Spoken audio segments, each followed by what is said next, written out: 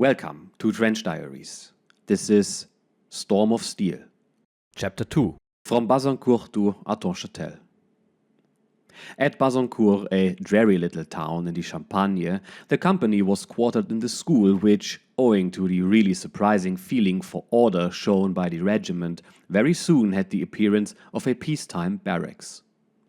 There was an orderly sergeant to turn us out in the morning, hut, fatigue, and roll call by sections at night. Every morning we marched out for a few hours' drill on the waste and untilled fields round about. After a few days I left this busy scene of military duties and exercises. I was detailed to attend an officer's training course in Recouvrance. Recouvrance was a remote little village hidden among delightful chalk hills. A certain number of the more youthful of us were sent there from the division to receive a thorough military training from a staff of officers and NCOs detailed by each regiment. Those of us who came from the 73rd had good reason, in connection with this course, to be grateful to Lieutenant Hopper, an extremely capable officer who, unfortunately, was killed soon after. Life in this secluded spot was a strange mixture of the rigors of military training and the freedom of a university. During the day we were licked into military shape in accordance with all the rules of the art of war. At night we gathered together with our instructors and, in quite as radical a manner, emptied enormous barrels of beer furnished by the canteen at Montcornet.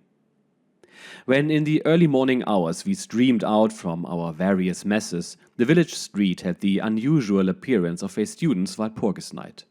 Our CO, a captain, had, however, the very educational habit of taking in hand the duties of the day following with a redoubled energy. Once we were actually kept at it for 48 hours at a stretch. The reason was this. It was our respectful custom to offer the captain a safe conduct to his billet at the close of a carousel.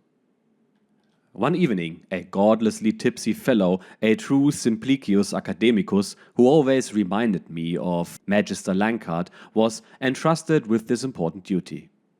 He was soon to announce with beams of joy that, instead of taking the old man to bed, he had accommodated him with a stall in a byre. Punishment was not long delayed. We had scarcely reached our quarters in hopes of a brief repose when the alarm sounded. With curses, we strapped on our equipment and ran to the place appointed. There stood the old man waiting for us in as evil a temper as can be imagined and displaying an unusual energy. He greeted us with the shout, "Fire alarm! The guard room's on fire!" Before the eyes of the astonished inhabitants, the fire engine was trundled out of its shed and the hose screwed on, and the guardroom was then deluged with a magnificent stream of water. The old man stood on some stone steps like a grim Jupiter Pluvius and took the charge of the proceedings, urging us on from above to unstinted exertions. Sometimes his thunder broke over the head of some soldier or civilian who peculiarly aroused his anger, and he gave the order for him to be instantly removed. The unfortunate was hurried with all speed behind the nearest house and so removed from his sight. When the morning dawned, we still stood with sinking knees at the pump. At last we were dismissed to get ready to go on parade. When we got to the parade ground, the old man was there before us, brisk and spruce, and ready to devote himself with peculiar ardor to our instruction. We treated the little episode for what it was, a cheerful interlude between two acts of war. Our intercourse with each other was very free and easy, for we all came from the same social class. 3 or 4 of us used to live and mess together. I still have a grateful memory of the scrambled eggs and fried potatoes for supper. On Sundays we had a rabbit or a fowl. As I was mess secretary, our landlady laid before me a number of chits she had had from requisitioning soldiers. The substance of most of them was that Fusilier so-and-so had kissed the daughter of the house and in return requisitioned 12 eggs. Unfortunately, this amusing bouquet culled from the fields of folk humor is too obscene to quote from. The inhabitants were surprised that common soldiers like us all spoke French more or less fluently. Sometimes a comic situation arose from it. I was sitting one morning in the village barber's with a friend called Clement. There were several villagers waiting, and one of them said to the barber who was just setting to work on Clement with his razor, "Eh, coupez la gorge avec," at the same time drawing his hand across his throat. To his consternation, Clement quickly replied, "Quant à moi, j'aimerais mieux la garde," displaying thereby the equanimity that well befits a soldier. In mid-February, we of the 73rd were taken aback by the news of the heavy losses our regiment had suffered near Perthes, and we regretted having spent those days away from our fellows. On March the 21st, after a brief examination, we went back to the regiment, which was at Bazancourt once more. At this day, there was a parade and a farewell address by General von Emmick on the occasion of our leaving the 10th Corps. March the 24th, we were entrained and conveyed to the neighborhood of Brussels, and there we were brigaded with the 76th and the 164th in the 111th Infantry Division. Our battalion was quartered in Erin, a small town in a pleasant Flemish countryside, and here on March the 29th I spent a very happy 20th birthday.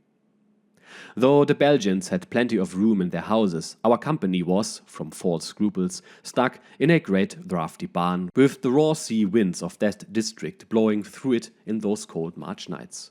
It was always, Belgium must not be treated as the enemy's country. That was a very natural consideration to show, but when once the military necessity of marching through it had been accepted, it was absurd to boggle over the petty consequences.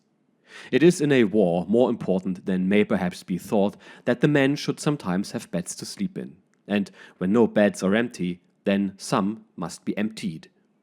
The soldier must have the first consideration. We sometimes make ourselves ridiculous with our misplaced human kindness and might have taken more care of our dignity. The population, half Flemish and half Walloon, was very friendly towards us. I had many talks with the owner of an étaminet, a keen socialist and free-thinker, who invited me to celebrate Easter Sunday with him and even refused payment for what I drank. Such encounters are almost unbelievably welcome and beneficial after the rough companionship of the ranks. Towards the end of our time there, the weather was fine and tempted us to go for walks in the delightful and well-watered country round. The scene was made the more picturesque by the many naked figures seated all along the poplar-fringed stream with their laundry on their knees, engaged in a zealous hunt for lice. As I had so far been more or less free from this plague, I assisted a friend, Priebke, to deal with his woolen vest, which was as populous as the habit of Simplicius Simplicissimus of yore. So we wrapped it round a large stone and sank it in a stream. As our departure from Ern followed very suddenly upon this, it is likely that the garment enjoys a quiet resting place there to this day.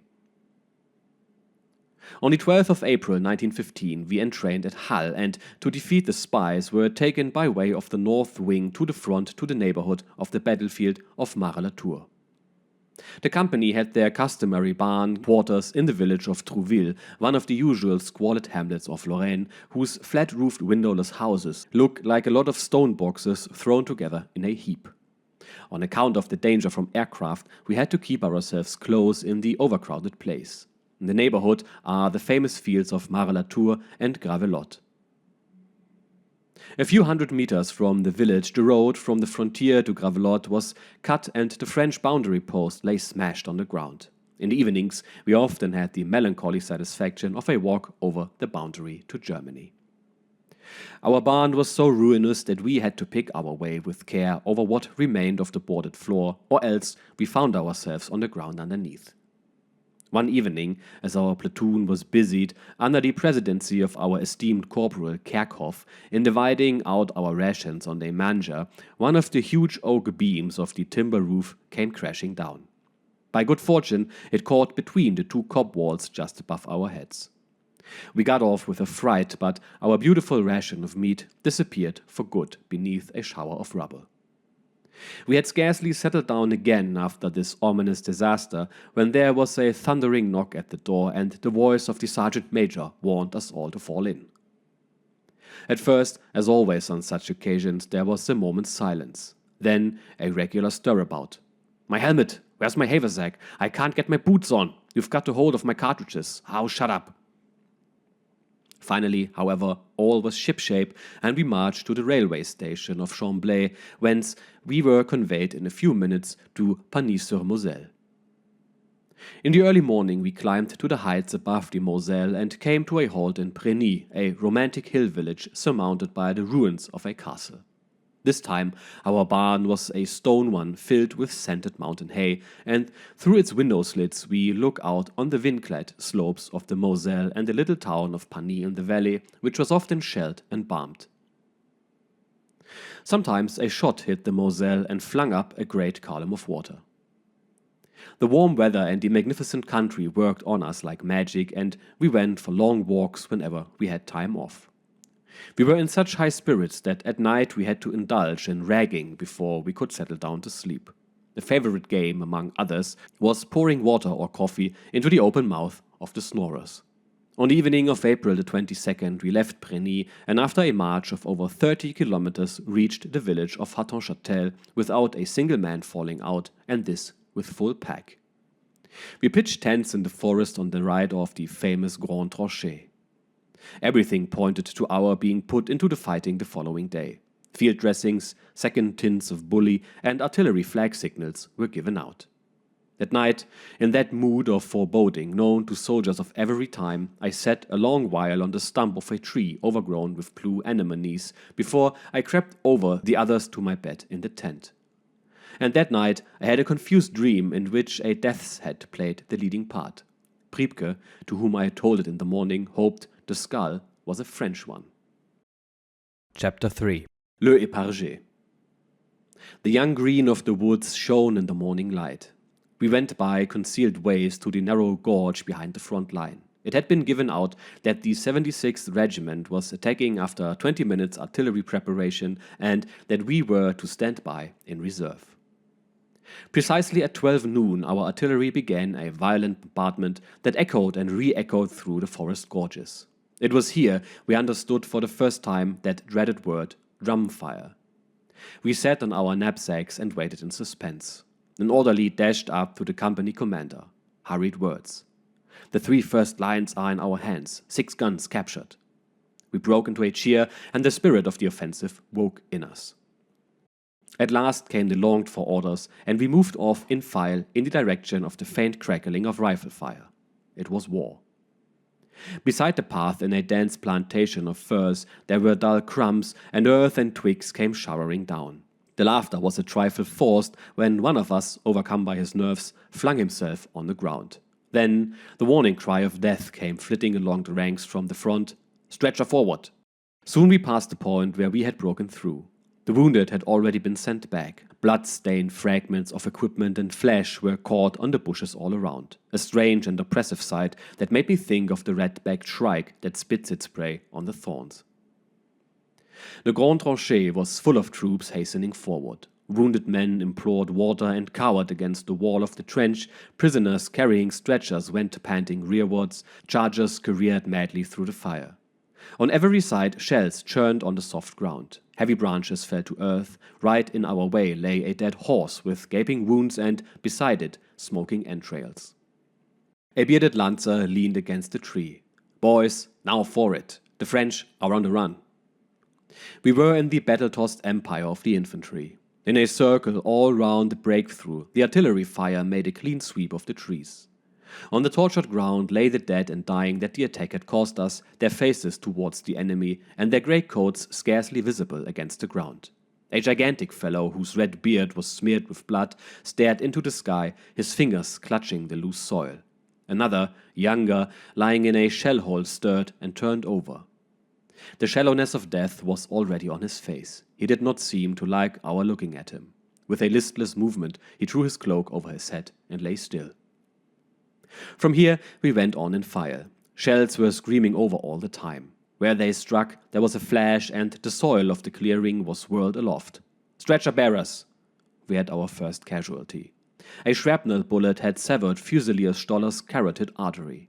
3 bandages were saturated instantly, and within a few seconds he had bled to death.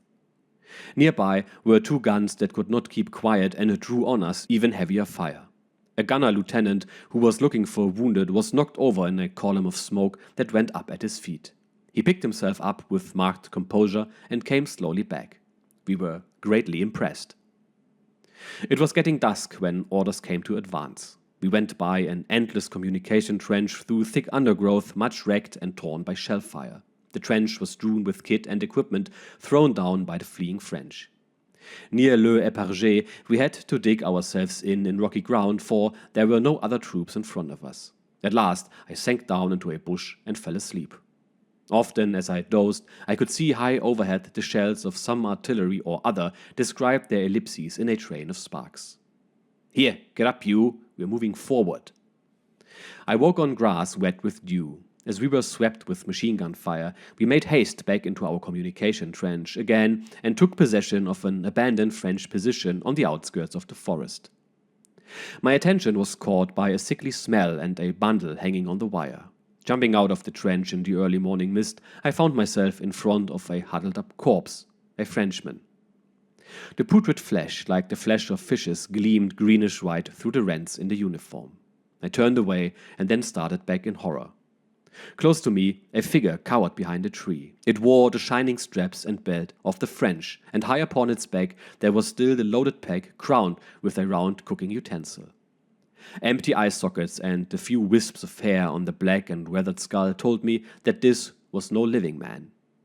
Another sat with the upper part of the body clapped down over the legs as though broken through the middle. All round lay dozens of corpses, putrefied, calcined, mummified, fixed in a ghastly dance of death. The French must have carried on for months without burying their fallen comrades. Before midday, the sun broke through the mist and sent out a pleasing warmth. After I slept for a bit on the floor of the trench, I walked along its deserted base. Taken by the attack of the day before, it was heaped high with mountains of provisions, munitions, equipment, weapons, and newspapers.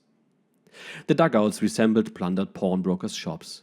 Here and there lay the bodies of those who had fallen at their posts. Their rifles were still on the parapet. A trunk with head and neck shot away was clipped in among some riven woodwork. White cartilage shone out from the red and blackened flesh.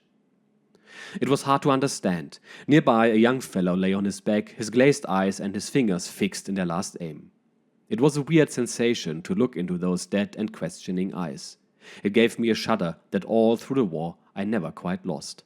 His pockets were turned inside out, and beside him lay his pitiful plundered purse. Although I made up my mind to omit all comments from this book, I should like all the same to say a word or two about this first glimpse of horrors. It is a moment so important in the experience of war. The horrible was undoubtedly a part of that irresistible attraction that drew us into the war. A long period of law and order, such as our generation has behind it, produces a real craving for the abnormal, a craving that literature stimulates. Among other questions that occupied us was this: what does it look like when there are dead lying around?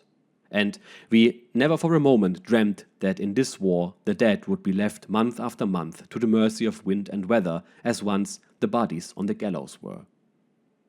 And now at our first glance of horror, we had a feeling that is difficult to describe. Seeing and recognizing are matters really of habit. In the case of something quite unknown, the eye alone can make nothing of it. So it was that we had to stare again and again at these things that we had never seen before without being able to give them any meaning. It was too entirely unfamiliar. We looked at all these dead with dislocated limbs, distorted faces, and the hideous colors of decay as though we walked in a dream through a garden full of strange plants, and we could not realize at first what we had all around us. But finally, we were so accustomed to the horrible that if we came on a dead body anywhere on a fire step or in a ditch, we gave it no more passing thought and recognized it as we would a stone or a tree. I strolled along the devastated trench without being troubled by enemy fire. It was a brief respite before midday that often on many a battlefield I learned to welcome as a breathing space. I used this time now to have a look at everything quietly and comfortably. The enemy accoutrements, the darkness of the dugouts, the miscellaneous contents of the haversacks, everything was new and puzzling.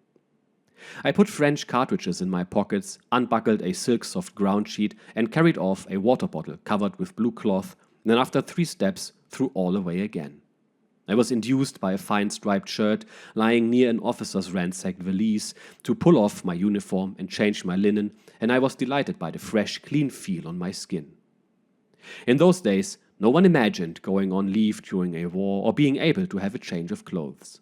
We fought till we were wounded and wore the old shirt till the acquisition of a new one allowed us to throw it away. It was the length of the war that drove us back at last to humdrum ways. Even Colonel von Oppen, who had sworn a mighty oath that there were 3 things he would never do during the campaign, have his beard trimmed, change his patched cloak for a new one, or take a pen in his hand, had at last to forswear himself. Now that I was rigged out afresh, I looked for a sunny nook in the trench, and, sitting on a piece of timber, I opened a round tin of beef and had lunch. Then I lit a pipe and read the numerous French newspapers lying all around. Most of them, as I saw from the date, had been sent into the trenches the day before from Verdun. Visibility was now good, and a German battery in a small wood just behind the trench began firing. It was not long before the enemy made the appropriate answer. Suddenly, I was frightened out of my wits by a mighty crash behind me, and a cone of smoke rose high up in the air. Unused as I still was to the multiple din of the war, I was not able to disentangle the whistle and hum of our own guns from the rending crash of the enemy shells that fell with ever briefer pauses. And what puzzled me most of all was why it went on from all sides, as though the whizzing shells crossed each other's paths in a senseless maze above the maze of little trenches in which we were dispersed. I could see no occasion for all this activity, and it disturbed and puzzled me. I was still without experience of fighting and saw it as a recruit. The battle seemed to me to proceed as strangely and disconnectedly as though it went on upon another planet. At the same time, I had no fear, for I felt that I was not seen, and I could not believe that anyone aimed at me or that I should be hit. Indeed, when I rejoined my section, I surveyed our front with complete calm. It was the courage of ignorance. Towards midday, the artillery fire rose to a wild dance. It broke round us without pause. White, black, and yellow smoke mingled their clouds. The shells with black smoke, called Americans or coal boxes by the old soldiers, exploded with a fearful detonation. In between one heard the familiar twittering of the falling fuses like the song of canaries. It was odd that the birds in the forest did not appear to be in the least put out by this hundredfold clatter. They sat peacefully above the swaths of smoke and the shattered branches, and in the brief intervals of silence we could hear their love calls and untroubled songs. Indeed, it seemed that they were urged on to song by the sea of noise that tossed around them. I sat with another man on a bench fixed into the wall of a trench. Once there was a report on the boarded loophole through which we were looking, and rifle bullets passed between our heads and plunged into the soil. We were having casualties all the time. I could not tell what went on in the other parts of the trench, but the constant call for stretchers showed that the shelling was beginning to take effect. Now and then someone hurried by with a fresh white bandage that shone out on head or neck or hand and disappeared to the rear. According to the superstition of the trenches, there was no time to be lost in getting safely out of it with a light wound, for as it was often the forerunner of a serious one. My comrade, a volunteer named Kohl, displayed that North German cold-bloodedness which seems peculiarly designed for such situations. He bit and squeezed at a cigar that never after all would burn, and he looked very sleepy. His composure was not disturbed when suddenly there were reports as of 1,000 rifles behind us. The shell fire had ignited the forest, and huge flames climbed, crackling up the trees. At this moment, a man appeared at the corner of our fire bay and told us to follow on the left. We did so through clouds of smoke. It was a ration party, just got back, and hundreds of abandoned pots and pans were cooking on the parapet. Who could eat now? A crowd of wounded with blood-soaked bandages pressed on past us, showing the state of their nerves in their white faces. Above, all along the edge of the trench, stretcher after stretcher passed along quickly to the rear. The feeling that we were in a tight corner began to take a hold of us. "Look out for my arm! Look alive, man! Keep touch!" The trench ended in a wood. We stood aimlessly under giant beeches. Our company commander, a lieutenant, came up through the underground and called for the senior NCO, Swarm out and take up a line facing west, then report to me in the dugout in the clearing." With a curse, the NCO took over. The impression made on the men by this occurrence was a standing lesson to me during the whole time I was in command myself. Later, I got to know this officer who distinguished himself on many occasions, and I learned that matters of importance had detained him. All the same, an officer should never be parted from his men in the moment of danger on any account whatsoever. Danger is the supreme moment of his career, his chance to show his manhood at its best. Honor and gallantry make him the master of the hour. What is more sublime than to face death at the head of 100 men? Such a one will never find obedience fail him, for courage runs through the ranks like wine. We deployed and, wondering what to expect, took cover in a row of flat pockets hollowed out by some predecessor or other. We were calling out to each other and joking when we were cut short by a noise that shook us to the marrow. 20 meters behind us, clouds of earth were whirled through a cloud of white smoke and rattled through the treetops. Time after time, the explosions rolled through the forest. With glazed eyes we stared at one another, and our bodies clove to the earth in utter impotence and prostration. Shell followed shell. Suffocating gases hung in the undergrowth, dense vapor wrapped the treetops, trees and branches came crashing to the ground, loud cries rang out. We jumped up and ran wildly, hunted by lightnings and stunned rushes of air. We ran from tree to tree seeking cover and chasing round the great trunks like hunted game. A dugout into which many ran got a direct hit that sent the heavy timber sky high. With the NCO I ran panting to a mighty beach, like a squirrel pursued with stones. Automatically, and starting back at one shell burst after another, I ran on after him, while he turned round now and again and stared at me with wild eyes and shouted, "What about these ones, eh? What about them?" Suddenly there was a flash among the interlacing roots, and a blow against my left thigh threw me to the ground. I thought I had been hit by a lump of earth. Then I saw from the stream of blood that I was wounded. Later, I discovered that a splinter as fine as a hair had given me a flesh wound after expending its force on my purse. The shaving cut from the thick leather was as thin as a sheet of paper. I threw down my pack and ran to the trench we had left. From all sides the wounded converged upon it out of the shell-swept wood. The trench was frightful. It was blocked with severely wounded and dying men. One, stripped to the waist and with torn sides, leaned against the trench wall. Another, from the back of whose head a triangular rent hung down, uttered piercing, agonizing cries without ceasing. And still, shell upon shell. My nerve broke down utterly. Without regard for anyone, I ran anyhow through the throng and, at last, falling back once or twice in my haste, climbed up out of the hellish tumult of the trench so as to have free passage in the open. I tore along like a bolting horse through the thick undergrowth, across tracks and clearings, till at length I found myself in a part of the wood near the Grand Tranchée. Close by was a dressing station, a dugout covered with branches. Here I spent the night among a crowd of other wounded. A worn-out doctor stood in the midst of groaning men, bandaging, injecting, and giving directions in a quiet voice.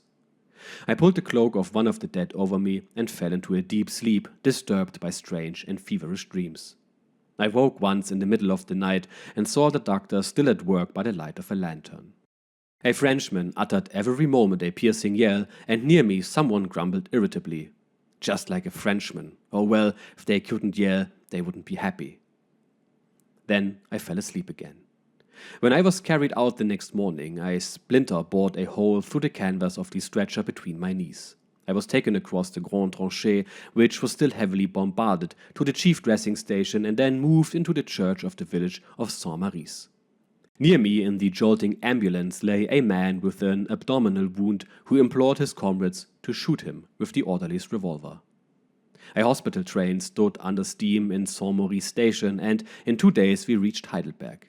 As I saw the slopes above the Neckar wreathed in cherry blossom, I felt a vivid pang of homesickness. How beautiful a country, absolutely worth bleeding for and dying for. The Battle of Les Eparges was the first I was in, and it was not at all what I had expected. I had taken part in a great military operation without coming within sight of the enemy. It was later that I experienced hand-to-hand fighting, that supreme moment of warfare when the infantryman comes into the open and when the chaotic vacancy of the battlefield has its murderous and decisive interludes. Our author has experienced his first combat action, and immediately got wounded, even if it was just slightly. Still, this entirely new experience left a lasting impression on him, as you can tell by his musings. I find it quite interesting that he is very honest about his fear and panic instead of boasting about being a hero. As such, he went through his trial by fire and can now, after a short rest, face the trenches again. On a side note, my mastery of the French language is rather rudimentary, so if I butchered some of the names and phrases, I apologize. Anyway, we will see how the war progresses for Ernst in the next episode. If you've made it this far, thank you for watching, consider subscribing, and I will see you then. Cheers.